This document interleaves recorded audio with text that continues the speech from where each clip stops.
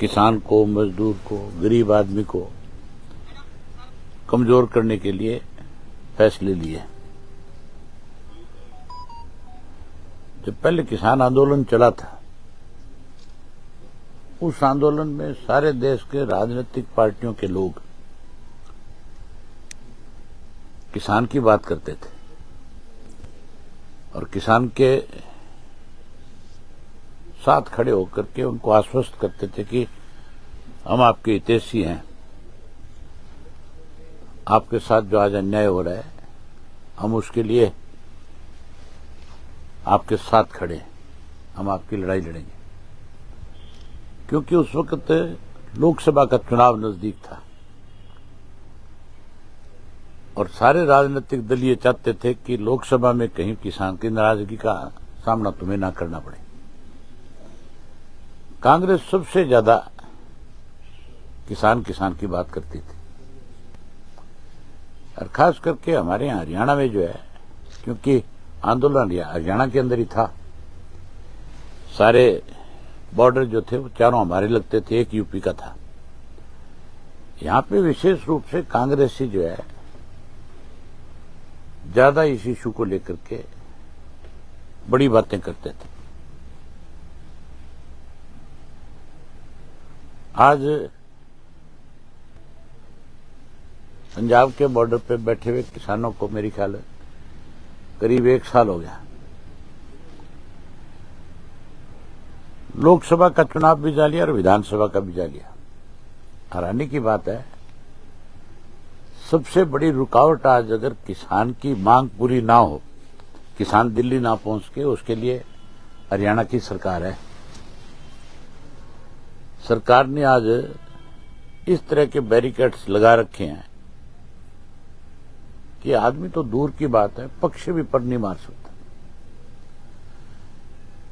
मैंने खुद अपनी आंख से देखा है, आप जैसे पत्रकार साथियों ने जो वहां गए थे उनसे बात करी है। पहले तो कील लगाया करते थे, अब की बात तो कंक्रीट की दीवार है और बहुत बड़ी दीवारें हैं। ऐसी दीवार है पुल के ऊपर बना रखी कि कल को उसको हटाना पड़ेगा तो वो पुल भी डैमेज हो जाएगा, साथ में वो भी नया बनाना पड़ेगा। हमारी पार्टी का पहले दिन से एक फैसला रहा है, Indian National Lokdal party Chaudhary Devilal की नीतियों को आगे बढ़ाने वाली पार्टी है। हमने सत्ता में रहते हुए हमेशा गरीब आदमी को कैसे आगे बढ़ाया जा सके, किसान की फसल का एक एक दाना खरीदा जाए, मजदूर की न्यूनतम मजदूरी जो बढ़े उसको ज्यादा से ज्यादा सपोर्ट सरकार की मिले, इसके लिए हमने काम किए। और सत्ता से बाहर जब रहे, जब भी किसी ने किसान की, मजदूर की, गरीब की अनदेखी करी, हमने डट करके उसके साथ खड़े होकर के उसकी मदद करी। आज भी इंडियन नेशनल लोकदल पार्टी का एक एक कार्यकर्ता जो है इस आंदोलन में भी किसान के साथ है। हमने अपनी पार्टी के सभी साथियों को बाकायदा तौर पे इस बात की हिदायत दी है,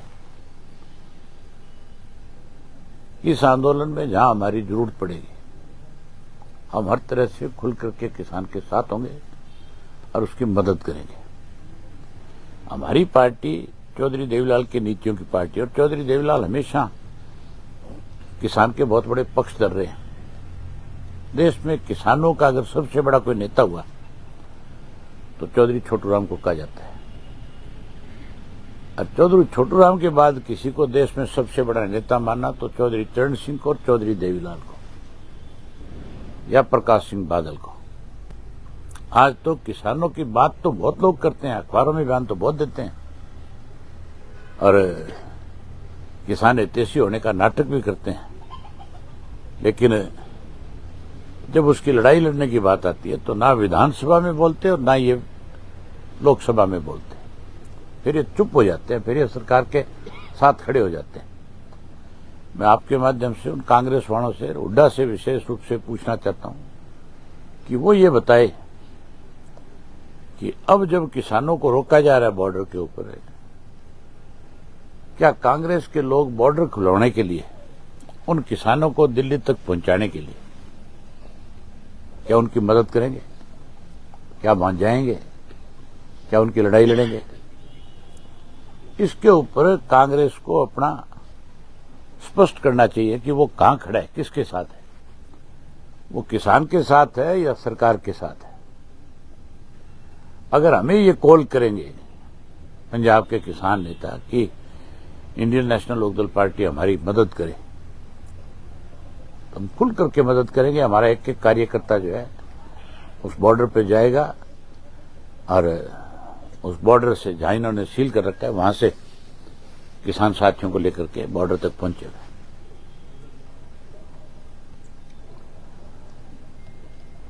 केवल किसान के नाम की राजनीति है। इस मौजूदा बीजेपी की सरकार ने किसान को बर्बाद कर दिया।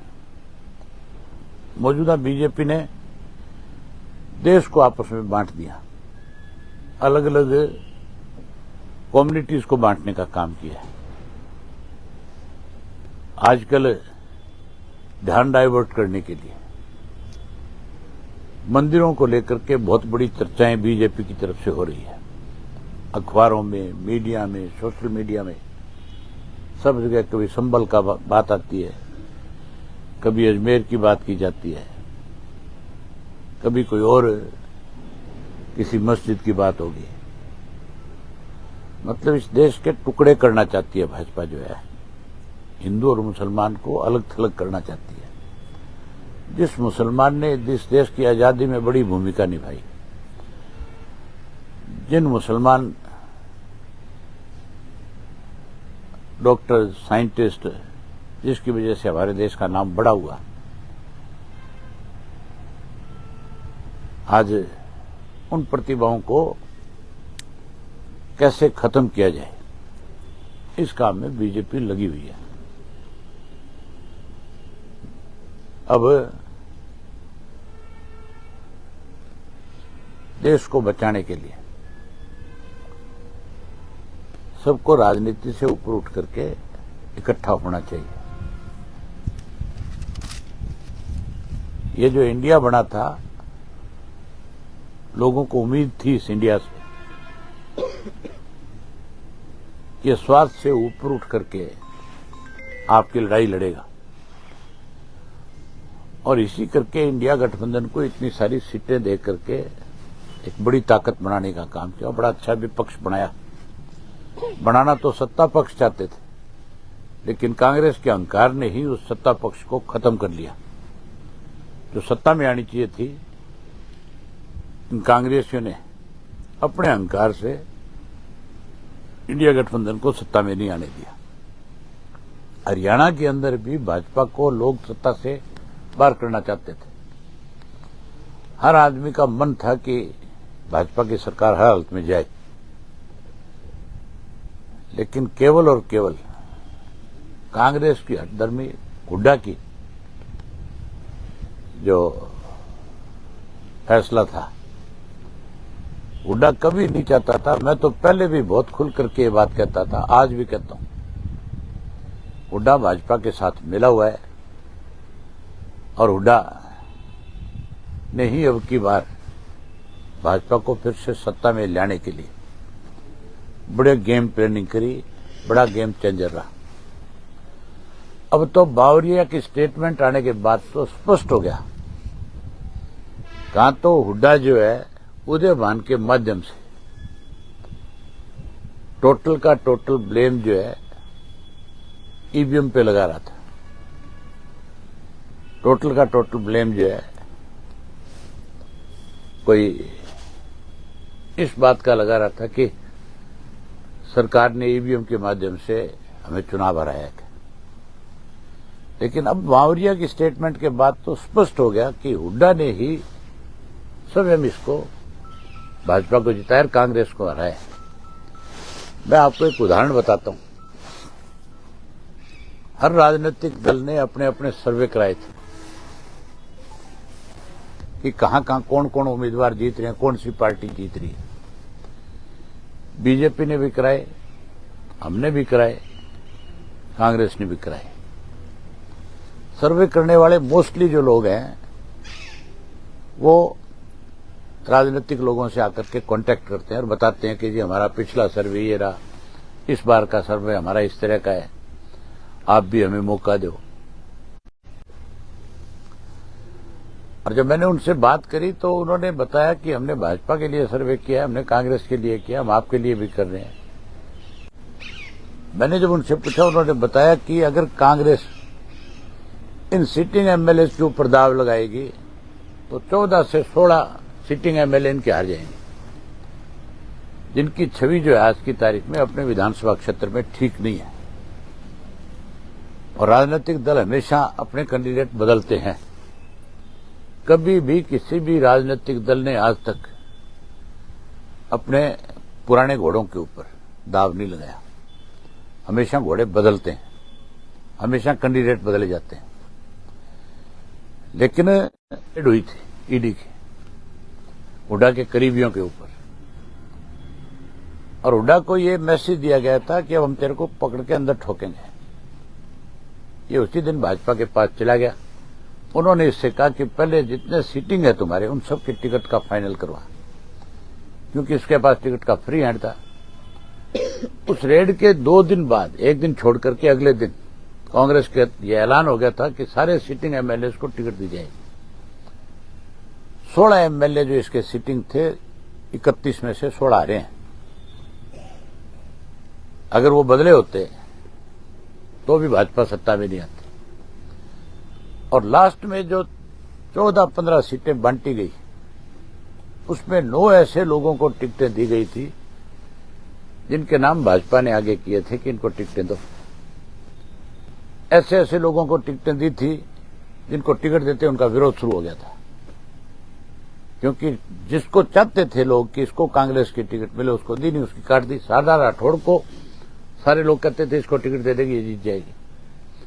उसकी काट करके वहां एक ऐसी डम्बी लड़की को टिकट दे दी जिसको हल्के में कोई नहीं जानता था। पहले दिन उसका विरोध हो गया।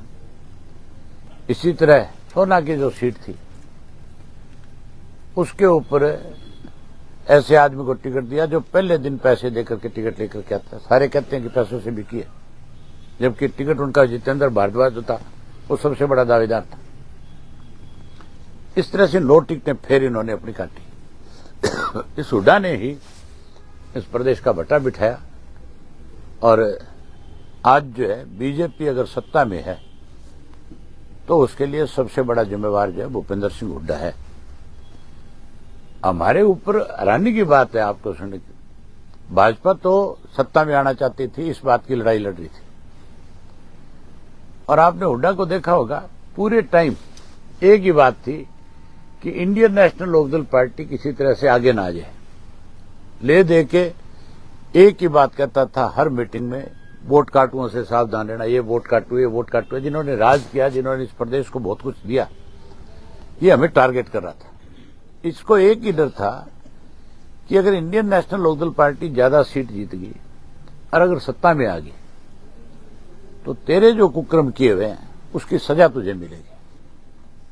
ये उस डर से ही लगातार हमें टारगेट करता रहा। हमारे को हरियाणा में लगा रहा, ये सरकार बनाने में नहीं लगा। और उधर भाजपा कैसे सरकार बनाई उसके लिए उसने खुला मैदान छोड़ दिया। आज भी बीजेपी के साथ मिला हुआ है और इस किसान आंदोलन में हैरानी की बात है, एक शब्द भी नहीं बोलते बाप बेटा कहीं भी। ये भी नहीं बोलती, कांग्रेस भी नहीं बोलती, और भी राजनीतिक दल जो है वो भी चुप है जो किसानों की बात करने वाले थे। आज मैं आपके माध्यम से फिर आंदोलन करने वाले किसानों को, नेताओं को अपनी तरफ से आश्वस्त करता हूं कि इंडियन नेशनल लोकदल पार्टी की जो जिम्मेवारी वो लगाएंगे, हम उनके लिए लड़ेंगे और हम उनके फैसले को स्वागत करेंगे, उनके फैसले को आगे बढ़ाने का काम करेंगे।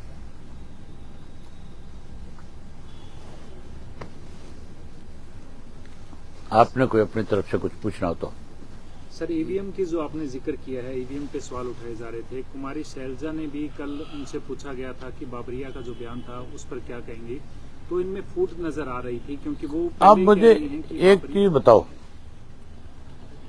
बात ईवीएम की करते हैं। मैं भी कहता हूं कि बैलेट से चुनाव होना चाहिए। हम भी इस बात के पक्षधर हैं कि बैलेट से अगर चुनाव होता है तो और बड़ा प्रजातंत्र होगा। हो सकता है कोई ईवीएम में हो गड़बड़, लेकिन शैलजा कैसे चुनाव जीती अगर ईवीएम में गड़बड़ थी तो? नहीं जीतती। हुड्डा कैसे जीता है? ईवीएम में गड़बड़ होती तो मैं बाई इलेक्शन कैसे जीतता? फिर तो मुझे भी हराते। उस वक्त तो बीजेपी का मान के चलो बहुत कुछ दांव पे लगा हुआ था। उस वक्त तो भाजपा ये चाहती थी भी किसी तरीके से अभय सिंह को अगर हराएंगे तो किसान हारेगा। वो लड़ाई तो किसान के साथ थी। तो मैं इतना इस चीज को दोषी नहीं मानता। हाँ ठीक है, सारे देश के लोगों की एक डिमांड है कि ईवीएम की बजाय बैलेट से चुनाव हो, बैलेट से कराओ। लेकिन ये जो बहानेबाजी है इससे नहीं बच सकता। हुड्डा ये कह करके नहीं बच सकता कि ईवीएम में गड़बड़ थी। गड़बड़ तो हुड्डा में है। किसान आंदोलन को लेकर के जिस तरह से आपने इस्तीफा दिया, उसके बाद दोबारा आपने चुनाव लड़ा, तो क्या इस बार भी ऐसा कुछ इन लोग की ओर से किया जाएगा? कोई अगर इस तरह के हालात बने, उस वक्त तो मैं एक विधायक था, अब हमारे 2 विधायक हैं। अगर कोई जरूरत पड़ी तो हम उस तरह से फिर मैदान में आएंगे। क्या दिक्कत है? भाई साहब, इंडिया गठबंधन में सत्ता हस्तांतरण की इन दिनों में बड़ी डिमांड हो रही है। ममता बनर्जी के पास व्यवस्था है। ये गठबंधन जो था ना, ये कांग्रेस ने अपने स्वार्थ के लिए किया था। चौटाला साहब ने इस गठबंधन के लिए फतेहाबाद में चौधरी देवीलाल के जन्मदिवस के ऊपर सारे राजनीतिक दल के नेताओं से खुलकर के कहा था कि कांग्रेस भी बेईमान पार्टी है और भाजपा भी बेईमान है। हमें इनको सत्ता से बाहर करने के लिए तीसरा मोर्चा बनाना चाहिए, जैसे जनता दल बना था उस तरह से। तीसरा पहले मोर्चा बनाओ, फिर कांग्रेस को अगर तुम कहते हो भी इसमें शामिल करना है तो कांग्रेस के साथ सीट शेयरिंग करो बैठ करके। अगर वो मान जाए ठीक है, नहीं माने तो अपनी लड़ाई लड़ो। अगर तीसरा मोर्चा बनता तो सत्ता परिवर्तन हो जाता। कांग्रेस स्वार्थी लोगों की पार्टी है। अपना अपना स्वार्थ पूरा करने के लिए इन्होंने जो इंडिया गठबंधन बना था, आज इसीलिए तो वो टूट रहा है।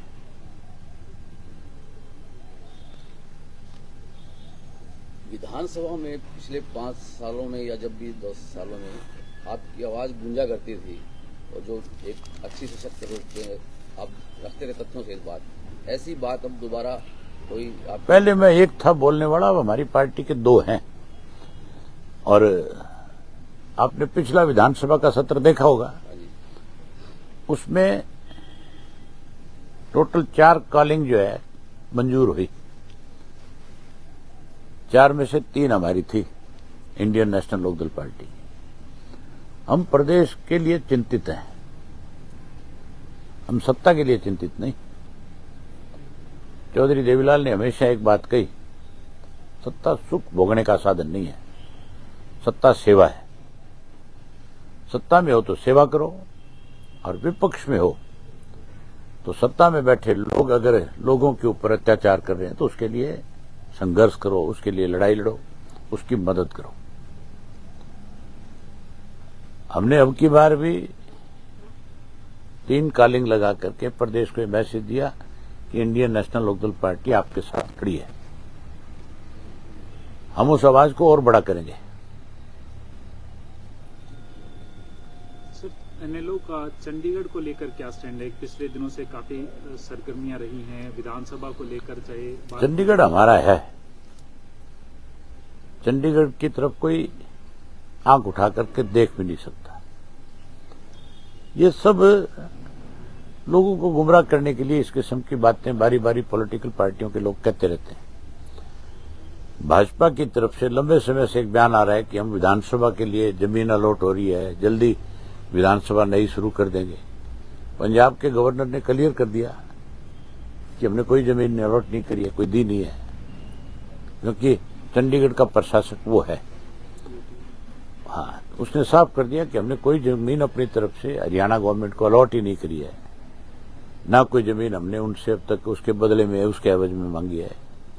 हम अगर चंडीगढ़ में कोई जगह लें तो उसके एवज में दे क्यों? चंडीगढ़ में हमारा हिस्सा है, हम अपने हिस्सा ले रहे हैं, उसके मतलब क्या है?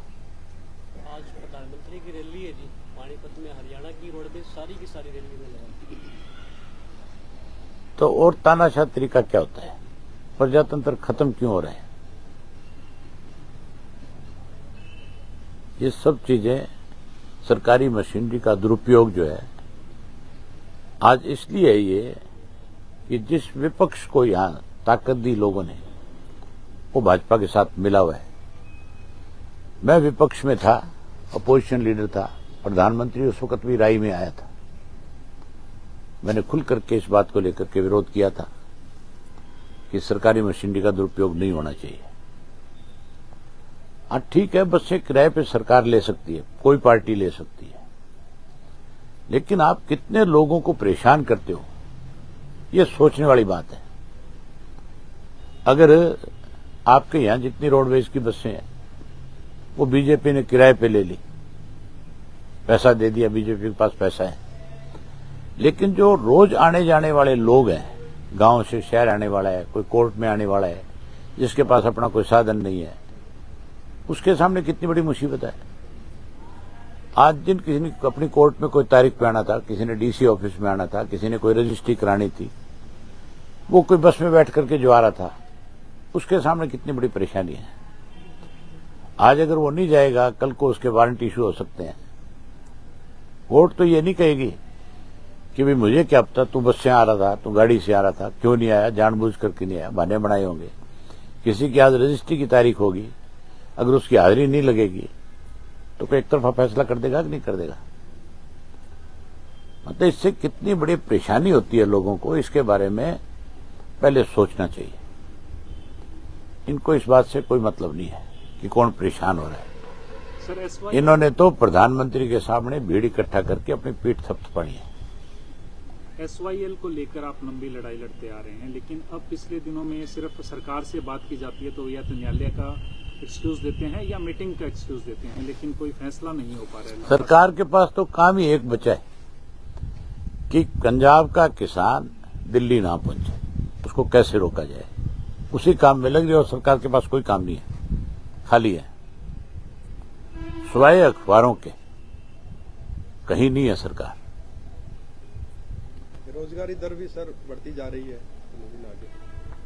अब ये कहते हैं नई सरकार, नई थोड़ी है, 11 साल पुरानी सरकार है। 10 साल से भाजपा सत्ता में है, ये 11वां साल चल रहा है। इस सब के लिए जिम्मेवार कौन है? बीजेपी जिम्मेवार है। चाहे बेरोजगारी बढ़े, चाहे कोई, आपने देखा नहीं, मंत्री जाकर के सड़कों पे ठोकर मारता है पीडब्ल्यूडी का और सड़क निकल आती है, एक एक्शन को सस्पेंड किया जाता है, उससे पूछने वाला हो तो सारे मामले की इंक्वायरी कराना। 11 साल में क्या हुआ, 10 साल में सारी सड़कें चेक करवा।